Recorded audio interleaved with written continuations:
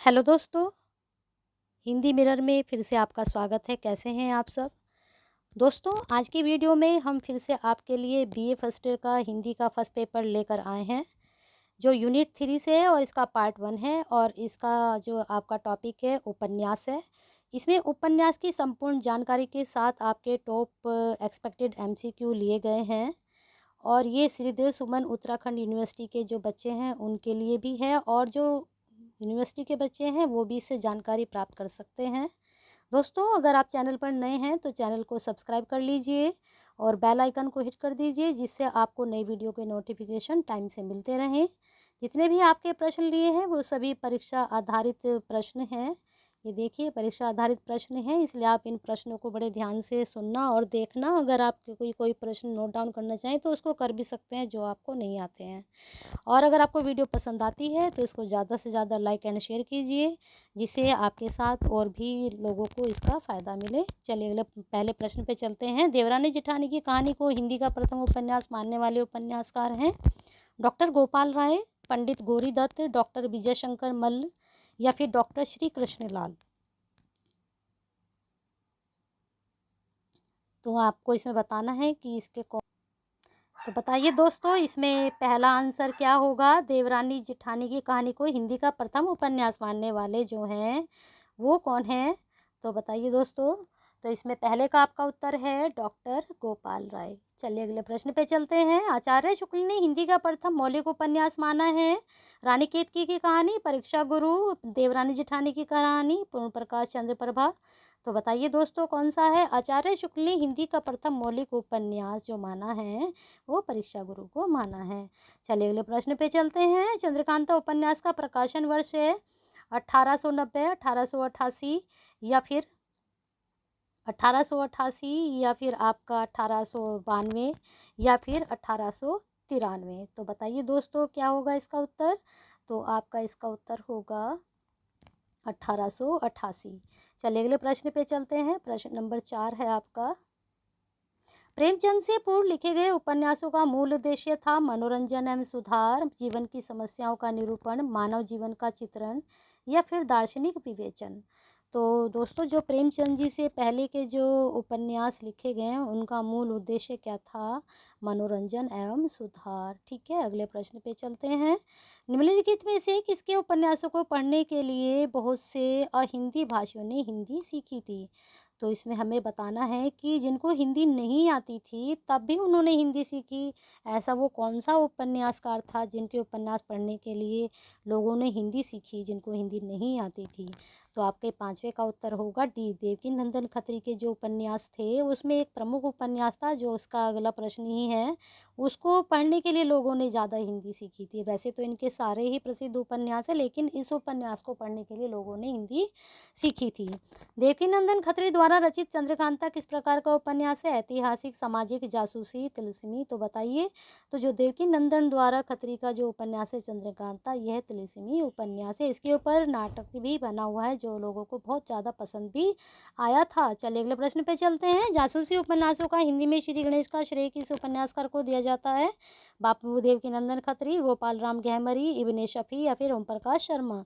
तो जासूसी उपन्यासों का जो हिंदी में श्री गणेश करने का श्रेय है वो गोपाल राम गहमरी जी को है। इन्होंने श्री गणेश किया था किसका? जासूसी उपन्यासों का। अगले प्रश्न पे चलते हैं। अंग्रेजी के जासूसी उपन्यासकार आर्थर कॉनन डॉयल से प्रभावित थे बाबू गोपाल राम गहमरी, किशोरीलाल गोस्वामी, देवकीनंदन खत्री या फिर इनमें से कोई नहीं?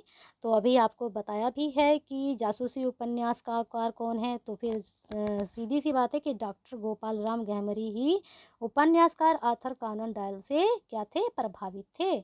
चलिए अगले प्रश्न पे चलते हैं। जासूसी उपन्यासों में प्रधानता रही है चरित्र की, घटना की, पात्र की या फिर इनमें से कोई नहीं? तो जो जासूसी उपन्यासों में प्रधानता रही है वो आपका है बी, यानी कि घटना की। चलिए अगले प्रश्न पे चलते हैं। किशोरीलाल गोस्वामी के उपन्यास हैं सुल्तान रजिया बेगम, मल्लिका देवी, लखनऊ की कब्र व शाही महल सारा या फिर ये सभी? तो जो किशोरीलाल गोस्वामी जी हैं उनके उपन्यास जो हैं ये तीनों ही, यानी कि ये सभी। चलिए अगले प्रश्न पे चलते हैं। निम्नलिखित उपन्यासकारों में से ऐतिहासिक उपन्यासकार हैं गंगा प्रसाद गुप्त, देवकीनंदन खत्री, गोपाल राम गहमरी या फिर ये सभी? तो जो ऐतिहासिक उपन्यासकार हैं वो गंगा प्रसाद गुप्त जी हैं। निम्नलिखित में से कौन सा पात्र देवरानी जेठानी की कहानी का है? तो हरिया, नन्हे, गोबर या फिर मेहता। तो इसमें से आपको बताना है कि इसमें से जो देवरानी जेठानी की कहानी उपन्यास है उसका पात्र इनमें से कौन सा है? तो इसका पात्र नन्हे हैं। देखिए, ये हरिया है, ये गोबर, ये मेहता। अगर आप इनके उपन्यासकार कौन से पात्र हैं, ये कौन से उपन्यास के पात्र हैं, तो आप जो है कमेंट बॉक्स में मुझे बता सकते हैं। ठीक है, तो इससे आपके ज्ञान बढ़ेगा भी और आपके ज्ञान की परीक्षा भी हो जाएगी। परीक्षा गुरु उपन्यास में व्यापारी महाजनी संस्कृति के प्रतीक के रूप में है श्यामलाल, बृजकिशोर, लाला मदन मोहन या फिर ये सभी।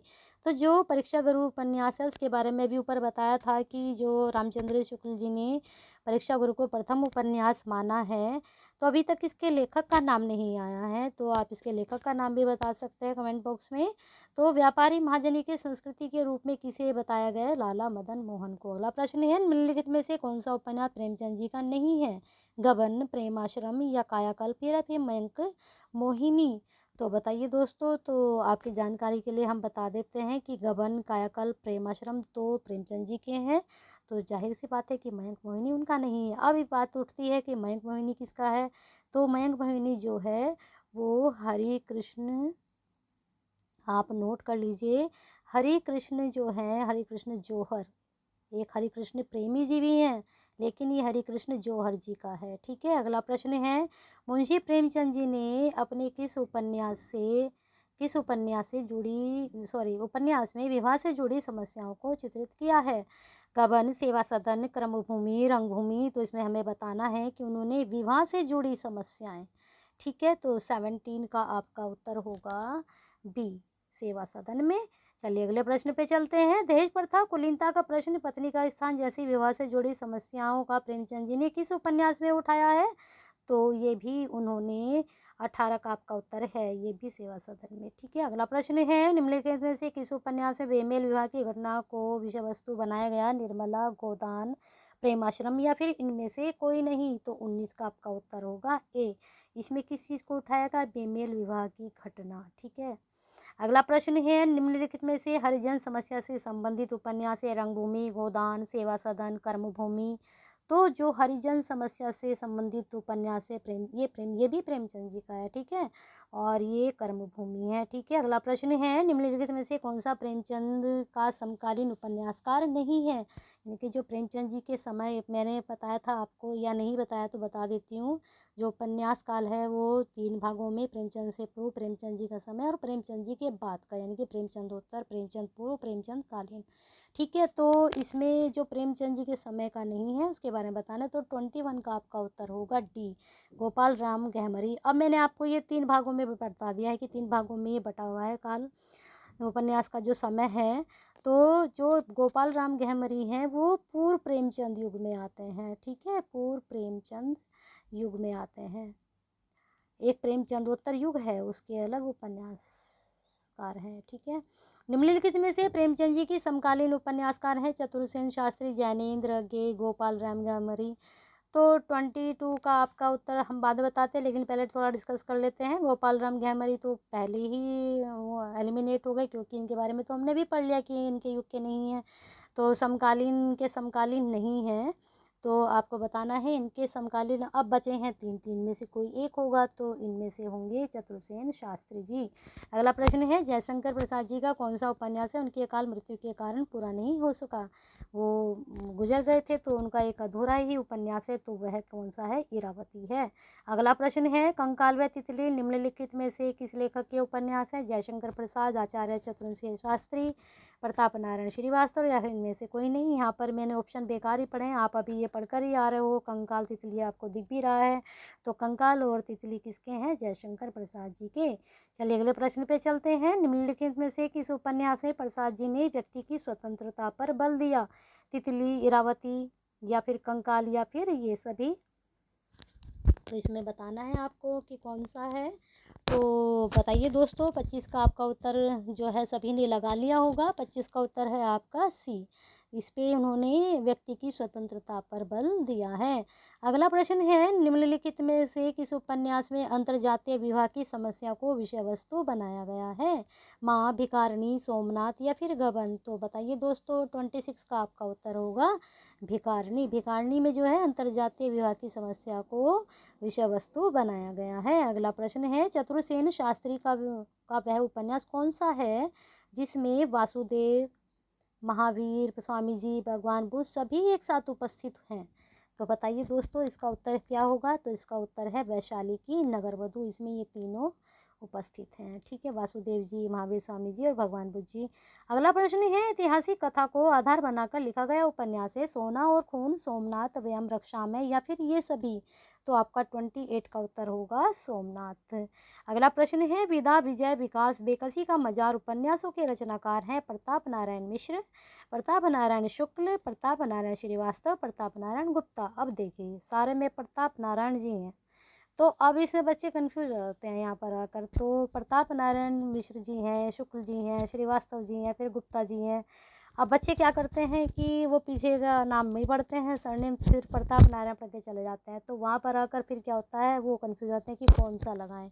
तो आप थोड़ा प्रश्न को ध्यान से देखा करें, और फिर जब आप प्रश्न ध्यान से पढ़ेंगे, उनके ऑप्शन ध्यान से पढ़ेंगे, तो आपका उत्तर बिल्कुल सही जाएगा। तो प्रताप नारायण श्रीवास्तव जी हैं।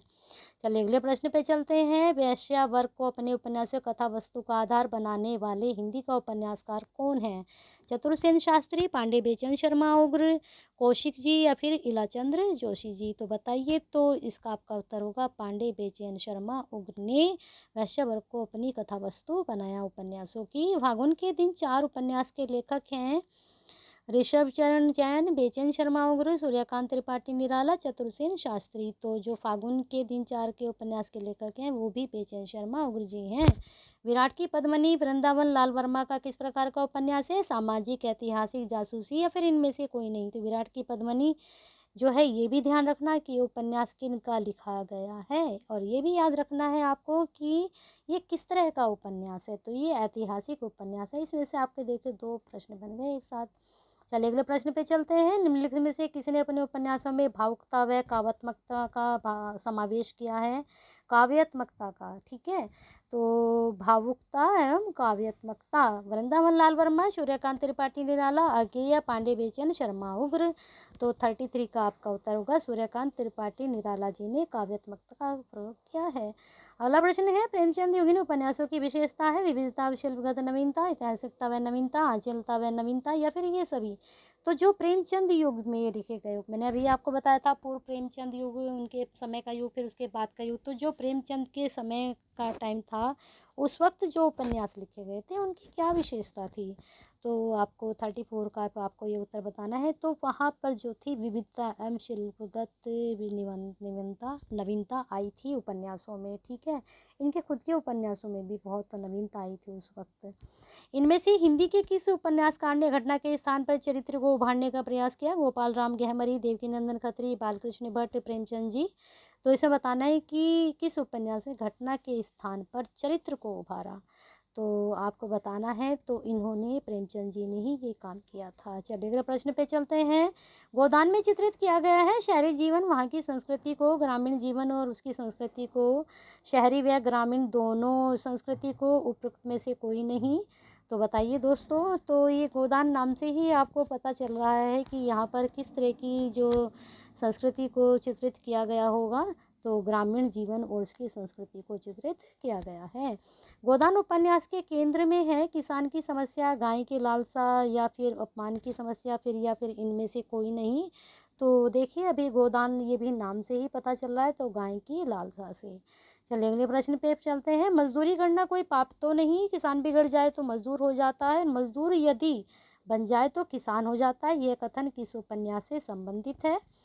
तो यह भी कथन आपके गोदान से ही संबंधित है। चलिए अगले प्रश्न पे चलते हैं, क्या खाकर मोटे हुए? तो मोटे तो वे होते हैं जिन्हें न ऋण की सोच है न मर्जाद की चिंता है, सो को दुबला करके तब कोई एक मोटा होता है, यह मोटा होना तो बेहयाई है, सुख तो तब है जब सब मोटे ही हों।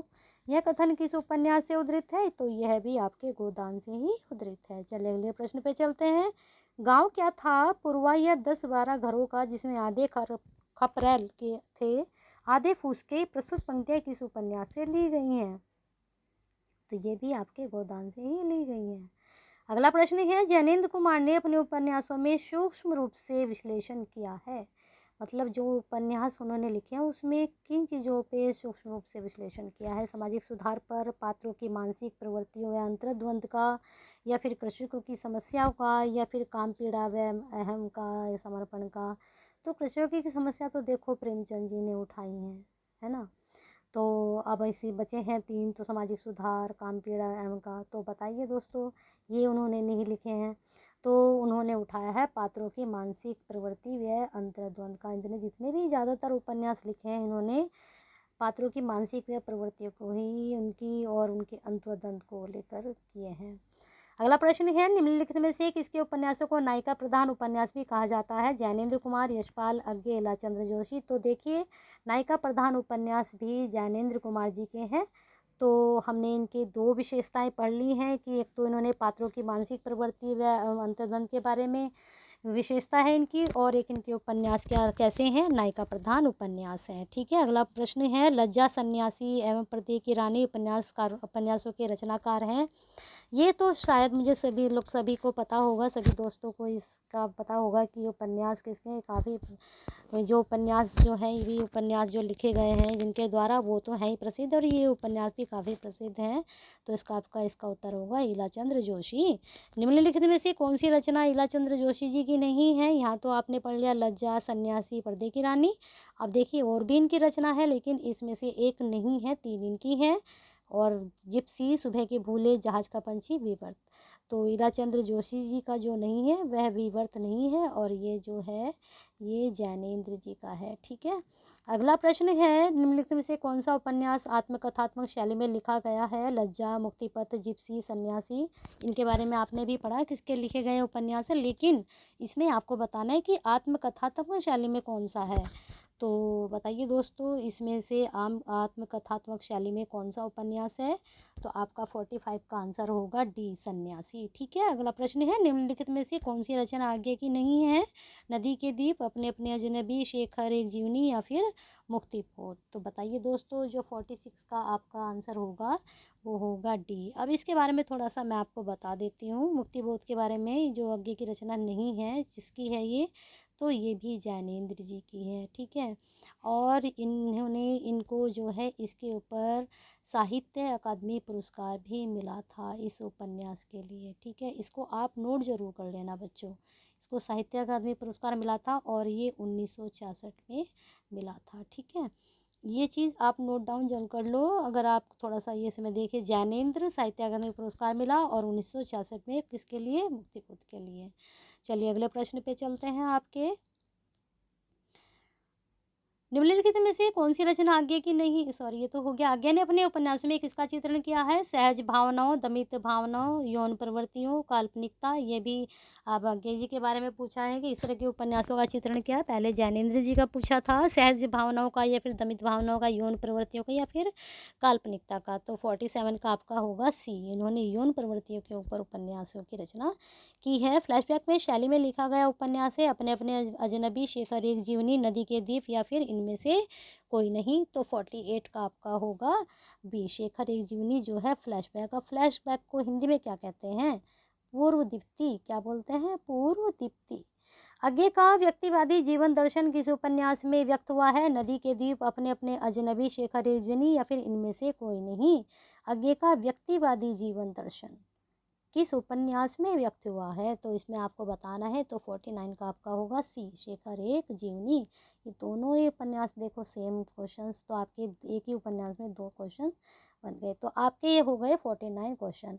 अब मैंने आपको लास्ट शुरू में ही कहा था कि एक आपका जो है क्वेश्चन में जो लाती हूँ उसके लिए कि आपका सरप्राइज़ क्वेश्चन है, आप उसका जो है कमेंट बॉक्स में आंसर देंगे। अगर बच्चों को अच्छा लगे तो आपको, अगर आप देते हैं तो मुझे भी अच्छा लगेगा कि भाई बच्चे पढ़ रहे हैं और मेहनत भी कर रहे हैं। और आज जो है ये कल जो गाइडलाइन आई थी उससे बच्चे थोड़ा कंफ्यूज भी हो गए थे। तो लेकिन आप अपने अच्छे से तैयारी करिए, हो सकता है आपके एग्ज़ाम हो तो अभी अभी तो पक्का तो नहीं है, लेकिन लास्ट ईयर भी हुए थे फर्स्ट ईयर के एग्ज़ाम, ठीक है। तो आप तैयारी रखिए अच्छे से और करते रहिए, क्योंकि तैयारी में ही जीत है।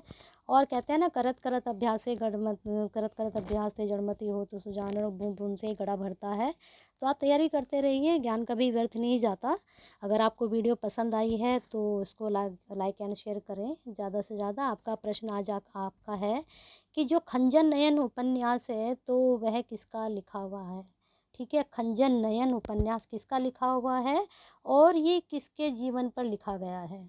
इसमें आपको उपन्यासकार का नाम भी बताना है और ये उपन्यासकार ने खंजन नयन किसके ऊपर लिखा है, ये दो चीज़ आपको बतानी है कमेंट बॉक्स में, ठीक है। अब वीडियो पसंद आई तो ज़्यादा से ज़्यादा शेयर कीजिए, ठीक है।